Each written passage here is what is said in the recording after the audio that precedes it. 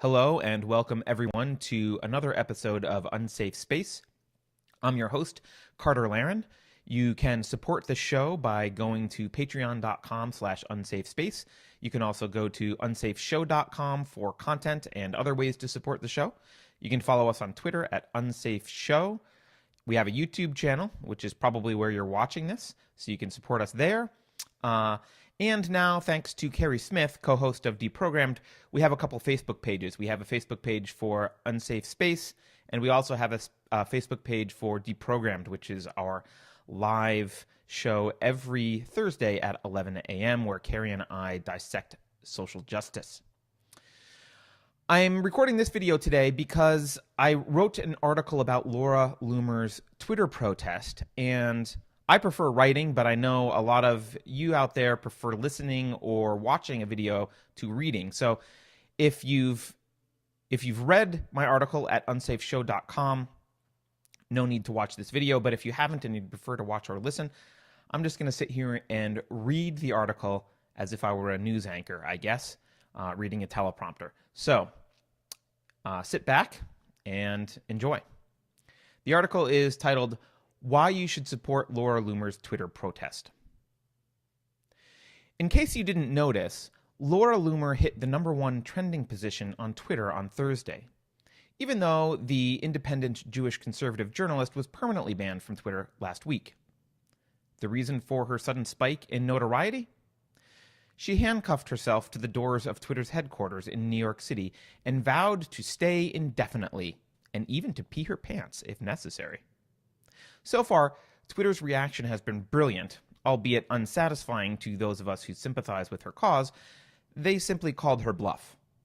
Meh, stay handcuffed there if you want, lady. It's going to be a chilly night. Loomer first burst onto the social media journalism scene in October 2017, thanks to her relentless coverage of the Las Vegas shooting and the seemingly opaque and slapdash investigation by law enforcement. Since then, she's made a name for herself among conservatives with her in-your-face style of reporting and commentary. Just last month, Loomer confronted Me Too icon Alyssa Milano over her support of and association with notorious anti-Semite Linda Sarsour. Since then, Milano has distanced herself from Sarsour. The spunky conservative's latest stunt has thrust her into an even brighter spotlight than before. But she is far from the only person outraged by Twitter's clear bias in favor of so-called progressive, authoritarian, social justice politics. It seems that almost every week, some major conservative voice, or sometimes even a wrong-thinking radical feminist like Meghan Murphy, wakes up to find herself excommunicated from the increasingly 1984-style Twitterverse. The specifics of each case vary, but the category of the offense is consistent: trampling on one of the sacred cows worshipped by Twitter's social justice warrior censors. In Murphy's case, she dared to suggest that men were men and women were women. In Loomer's case, she threw shade at Minnesota Representative Ilhan Omar, the Muslim Somali version of beloved Alexandria Ocasio-Cortez. Here's the tweet that got Loomer permanently banned.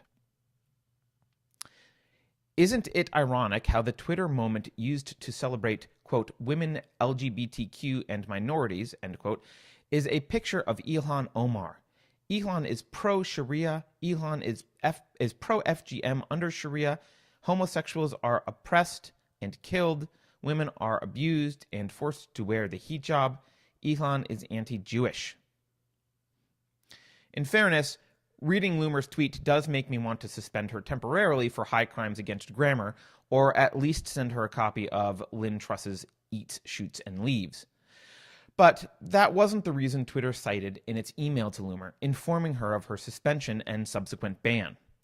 Instead, Twitter whipped out the tried and true hateful conduct language of its terms of service and accused Loomer of violating the rules. And maybe she did. Maybe being the operative word here. That's precisely what's so infuriating about Twitter. Jack Dorsey and his team of militant SJW thought police have intentionally defined a vague, completely subjective, hateful conduct policy that they can selectively interpret in order to silence those people whom they deem heretical and dangerous to their Orwellian agenda. If Loomer's tweet is a violation of Twitter's policy, then there are countless examples of even more egregious violations that Twitter conveniently ignores, even from blue checkmarked verified accounts. Tweets like, "God, I hate white people," Mike Drucker, and "Yes, I am racist. I hate white people," Andy Cohen. Advocating for violence against white people even comes with a few popular hashtags, including hashtag #KillWhites and hashtag #KillAllWhitePeople. Not to mention the over 12,000 tweets in February 2017 that called for Trump's assassination. Twitter conveniently ignores tweets like these, tweets that fit within their SJW ideology, and when users flag them as inappropriate, Twitter inexplicably concludes that this time, the hateful conduct clause doesn't apply because, well, reasons. During her protest, Loomer highlighted Twitter's blatant dishonesty and gross bias by displaying a large poster of a tweet from Nation of Islam leader Louis Farrakhan, in which he referred to Jews as termites. Farrakhan's account is still active, of course, because the hateful conduct clause is the ultimate scam. It's not meant to be used against hateful conduct at all, but as a cherry-picking tool to silence enemies of the radical Marxist ideologues operating behind the scenes at the subversive tech giant. This is obvious to anyone with 2 or more connected neurons, and it's why, if you are a principled advocate for freedom of speech, you should fully support Laura Loomer's grandstanding. Twitter summarizes its supposed values in a single sentence. Quote, "We believe in free expression and think every voice has the power to impact the world." Free expression, huh?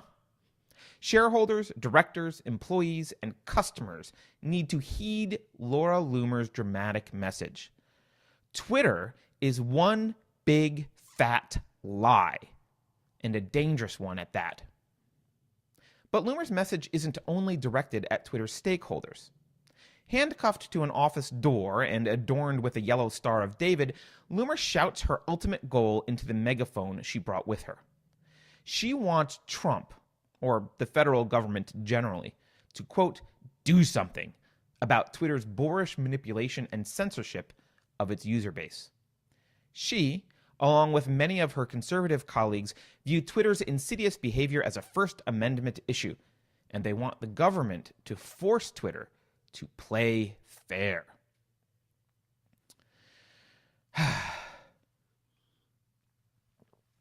This brings us to the moment of the story in which principled advocates of individual rights sigh in disappointment and secretly start wishing that the batteries in Laura's megaphone would die.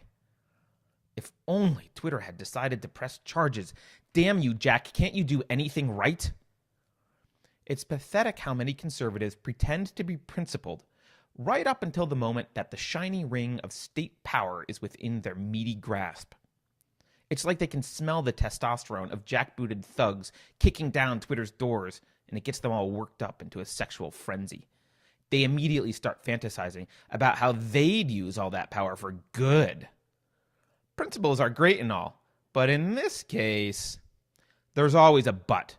There's always some caveat or exception when conservatives think that there's an opportunity to force people to behave the way they want them to.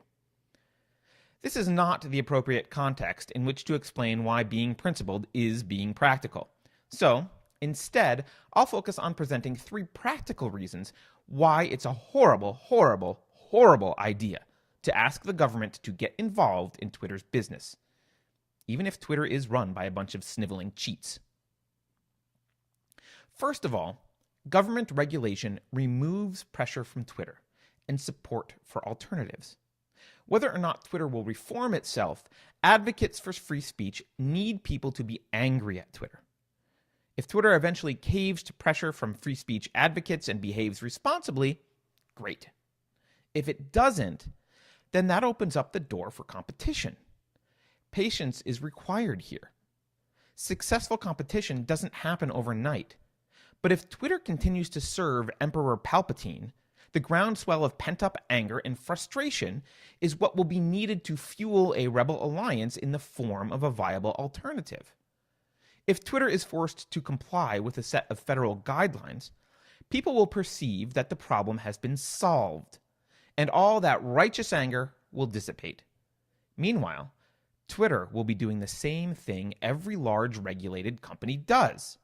It will try to appear as compliant as possible when the regulators are looking, but as soon as their backs are turned, it'll be implementing its own agenda anyway, probably in the most obfuscated fashion possible. No one likes a busybody standing over them telling them what to do, even people who vote for more government busybodies. Twitter employees will simply become better at stealthy, underground resistance. Second, government regulation is an enormous barrier to competition. Let's be honest. Ideally, Twitter would go bankrupt. All the bloated SJW executives would be scouring Craigslist for fry cook positions, and all the shareholders would take their money and invest it in a more honorable company run by people who actually support free speech. But any such honorable company usually begins with three poor dudes in a garage sucking down an unhealthy amount of Red Bull, which, by the way, is anything more than 0 Red Bulls. Regulations are anathema to startups. Complying with regulations is expensive and often requires teams of lawyers. Excluding law firms, startups that need a bunch of lawyers are usually fail because money that should be spent building a product and attracting customers is instead spent filling out government paperwork, building stupid compliance tools, and cozying up to nosy regulators. Not to mention that new ideas often don't fit well within the existing regulatory framework, which means more paperwork and compliance workarounds and chats with clueless regulators. To make matters worse, whom do you think will write social media regulations? I'll give you a hint. Their first names are Mark and Jack. It won't be Zuck and Dorsey directly, of course. They'll hire minions and lobbyists on whom regulators will rely to draft rules. Because, after all, who understands the intricacies of the social media business better than Zuck and Dorsey? It's called regulatory capture, and it happens in every regulated industry. So next, ask this question. Will Jack Dorsey use his money and influence to make sure the regulations are clear and easy for startups to follow? Or will he make them as complex and confusing as possible in hopes of killing those three dudes in the garage before they even start?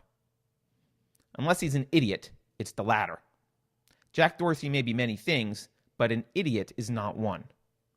If you want to solidify Twitter's market position and squash would-be competition, pick up your megaphone and demand that the government do something.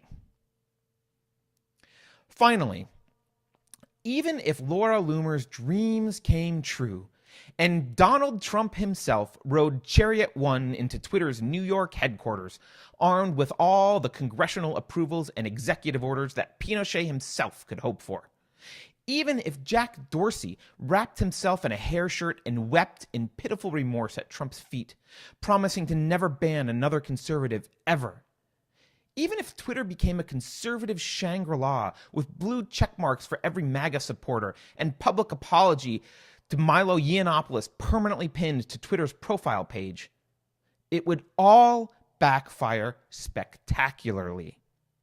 Soon enough, Laura Loomer would find herself handcuffed to some other door, her throat dry, her bladder full, and her voice hoarse from hours of angry protest alone in the cold. Only this time, no one will be listening. You see, eventually, Donald Trump won't be president. At some point in the future, someone like Beto O'Rourke or Elizabeth Warren or Alexandria Ocasio-Cortez or even Ilhan Omar will be president. And at some point, the Democrats will regain the Senate. And none of those people will give the ring of power back. None of them will say, never mind about those silly Twitter regulations. Instead, they'll redefine words like hate, oppression, threat, speech, civility, and terror, and conservatives will be praying to return to the good old days of unregulated social media. So go ahead and support Laura Loomer's sensational display of outrage. Be angry at Twitter. Demand reformation. Keep your eyes peeled for competitors and your wallets open to them. In fact, one free market solution Trump could employ would be to personally leave Twitter and switch to a competitor like Gab. But petitioning for the government to seize more regulatory power over social media companies is a bad idea. Deep down, most of you know better. The government doesn't solve problems, it creates them. Don't succumb to the tempting promise of a cheap and easy fix in the moment. If you do, I guarantee you will regret it. Thanks for watching and or listening. As always, you can go to unsafeshow.com. You can read the written version of this there and find other content and other ways to support the show. You can follow us on Twitter at unsafeshow. You can go to patreon.com/unsafespace, and you can find us on Facebook and your favorite podcasting app. Thanks again for watching, everyone. Have a good day.